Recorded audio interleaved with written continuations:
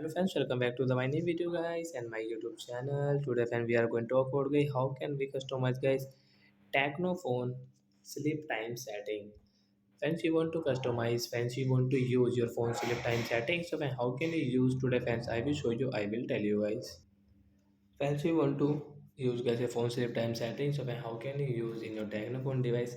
Today friends I will show you guys. So first of all, guys, you will have to turn on guys your Tecno phone setting. So guys, first of all, guys, we will on guys our phone setting, guys.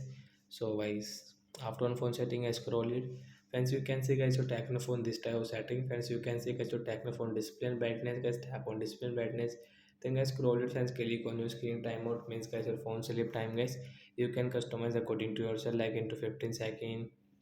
As you can see guys this 30 second 1 minute 2 minute 5 minute 10 minute and 30 guys. If you click 1 minute, after 1 minute your phone will sleep. You will click into 10 minute, after 10 minute your phone will sleep. So like that guys you can customize. So you will click on the 1 minute. So guys after 1 minute of you can see inactivity means after 1 minute will phone our phone will sleep.